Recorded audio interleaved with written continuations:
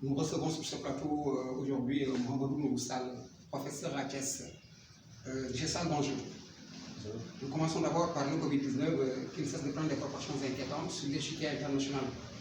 Que pensez-vous des mesures prises par le Sénégal? Merci, M. Rey. La Covid-19 est une maladie extrêmement dangereuse. Ça, je crois qu'en le disant, c'est une lapalissade que de le dire. Hein. C'est quelque chose de connu à travers la planète. Nous savons que maintenant c'est une maladie extrêmement dangereuse dans la mesure où sa propagation se fait de façon exponentielle.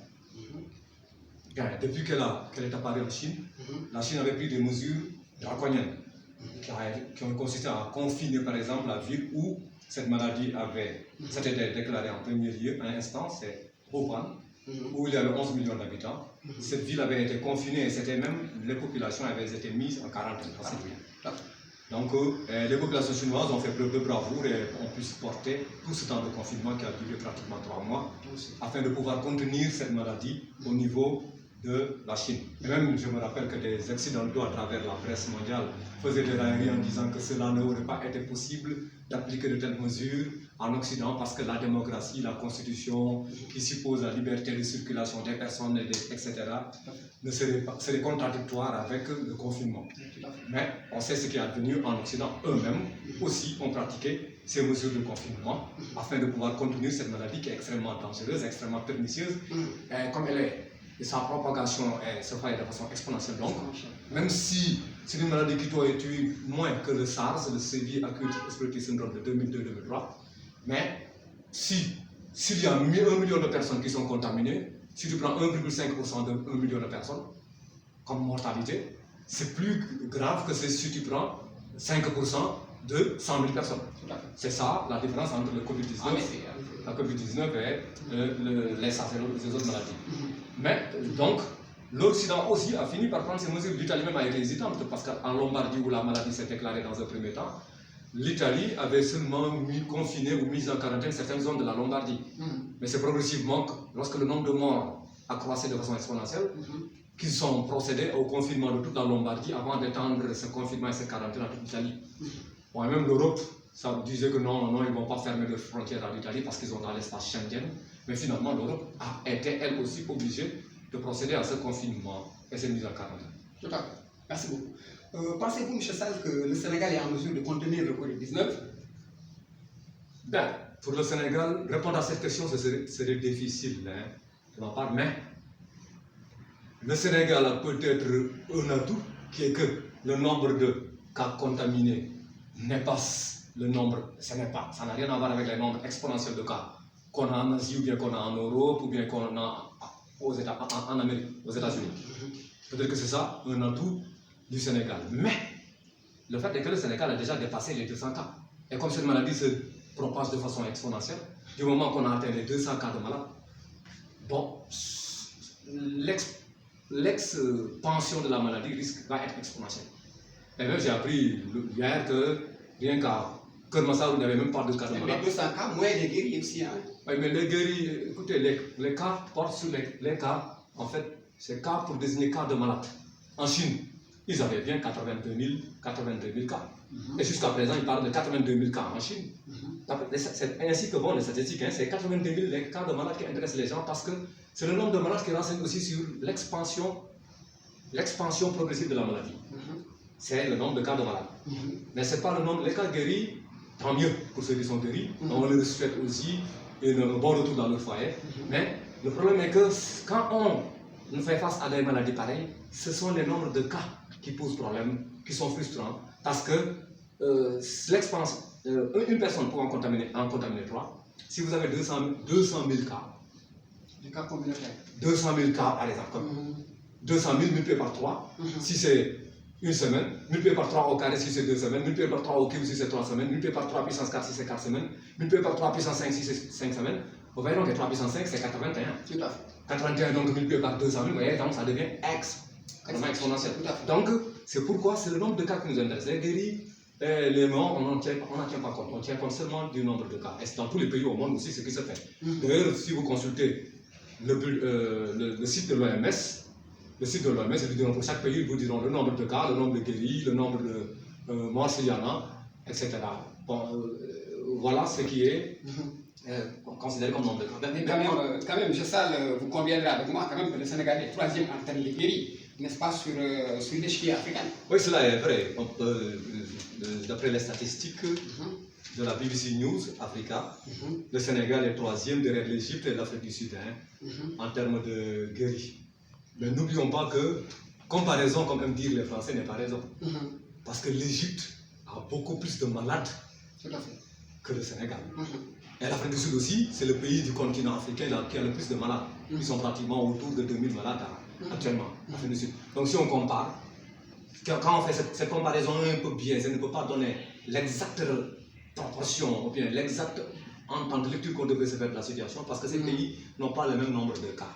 Donc, comme le Sénégal a aussi plus de cas que le Mali, mais on ne va pas s'aventurer à comparer le Sénégal et le Mali. Au Mali, je ne crois pas qu'il y ait eu de décès. Du moins, je ne suis pas encore au courant d'un décès qu'il y aurait eu au Mali.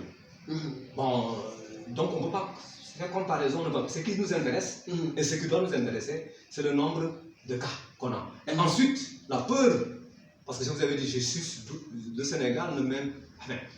Parce que aussi, le Sénégal n'a pas les moyens médicaux pour faire face à cette maladie. Le Sénégal n'a pas assez de médecins, n'a pas assez d'hôpitaux. On n'a pas d'hôpitaux. Ça vous le conviendrez avec moi que le Sénégal, c'est un désert médical. Le Sénégal aussi est un désert en termes de centre de santé. On n'a pas assez d'infirmiers, on n'a pas assez de sages-femmes, etc. On en a parlé, reparlé dans la presse sénégalaise. C'est pas moi qui donne les chiffres, mais c'est la presse qui a parlé. D'accord, mais c'est un désert médical, mais quand même, vous acceptez quand même qu'après tout, on a quand même réussi vraiment à pouvoir, par exemple, limiter vraiment le nombre de cas, le nombre de propagations. Vous pensez, parce que vous pensez. Depuis 2 mois, nous n'avons que pratiquement 200 intercamps. Pendant que la France, les États-Unis, les autres pays, vraiment, ont dépassé les 10 000 malades. La différence. Les décès aussi. Je sais bien, la différence entre la France, on n'ose pas comparer pour la Covid-19, on n'ose pas comparer la France et le Sénégal, ni l'Italie et le Sénégal, ni les États-Unis et le Sénégal. Pourquoi? Parce que tout simplement, ces gens-là, c'est des pays où ils ont des citoyens ressortissants qui passent tout le temps à voyager. Et donc, ils vont dans des zones où il y a des points chauds de Covid-19 qui se font contaminés et qui retournent chez eux et qui contaminent chez eux. Rien que dans le bateau de Diamond Princess, qui était un bateau de plaisance, il n'y avait que des fortunés, des milliardaires, qui étaient. Mais le Japon, que le Japon avait finalement consigné, auquel le Japon avait refusé d'accéder à leur port là, mais il y a eu 650 cas en moins de 2 mois. Alors qu'il y avait au départ que quelques cas de malades, parce que cette maladie, encore une fois, est fortement transmissible. Et que nous ne sommes pas un pays de grands voyageurs, entre nous. Nous ne sommes pas un pays de grands voyageurs. Il n'y a que quelques Sénégalais ici qui voyagent, une exception de Sénégalais qui voyagent. Tandis que dans ces pays, c'est la règle. Vous allez dans un aéroport en France ou bien dans un aéroport aux États-Unis, vous n'allez pas y croire parce que vous allez voir le nombre d'avions qui vont décoller à la minute. C'est impressionnant et c'est effarant. Donc ce n'est pas des choses qu'on va pouvoir comparer avec notre cas sénégalais. Tout à fait. Je rappelle que je reçois sur ce plateau M. Mohamed Moussal, professeur de mathématiques à Thiès. M. Sall, on constate que des entreprises ont donné leur participation, n'est-ce pas, dans la lutte contre la Covid-19. Mais ces montants sont quand même considérés comme dérisoires. Avant même de terminer cette question, je vous vois quand même sourire, n'est-ce pas? Je souris parce que tout simplement, on voit que des entreprises même privées donnent des contributions. L'État qui entretient des caisses noires là, mais devrait songer à mettre un terme à ces caisses noires. Ces caisses noires auraient dû être versées dans la lutte, pas seulement contre le Covid-19, mais contre beaucoup de maladies qui sont ici au Sénégal.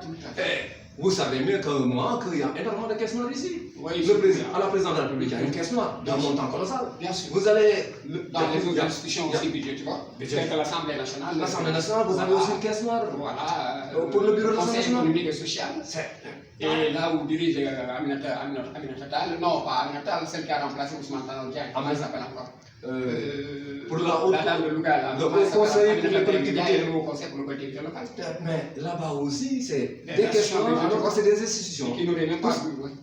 Pour ces institutions, pour la plupart, elles n'auraient même pas dû exister parce qu'elles ne nous apportent rien. Exactement. elle ne nous rapporte rien, donc pourquoi même entretenir de telles institutions? On comprend. C'est pour des raisons politiques, pour loger des connaissances, etc. Mais ce n'est pas pour le Sénégal que ces institutions sont là ou bien respirent. Le dioxygène que ces institutions respirent là, et l'argent qu'elles encaissent, elles auraient dû leur rendre cet argent au peuple sénégalais qui en aurait besoin pour mobiliser la lutte contre le Covid-19. Parce que ça me fait rire aussi dans la mesure où j'avais dit qu'on est mal préparé.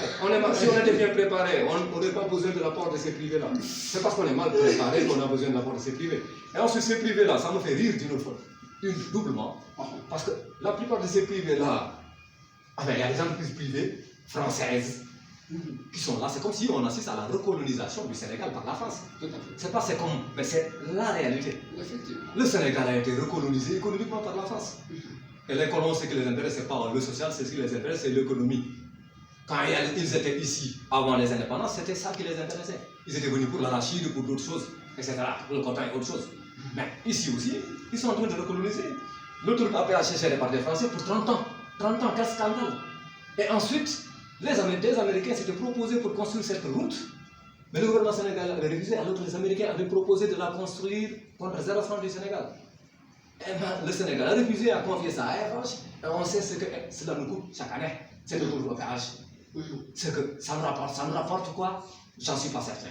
Combien? Peut-être une somme dérisoire. Vous m'avez parlé de quantité dérisoire tout à l'heure. Je vous emprunte ce dérisoire-là pour connaître ça à ce que l'autoroute à péage vous en rapporte. Parlons de l'usine d'or de Sabodala.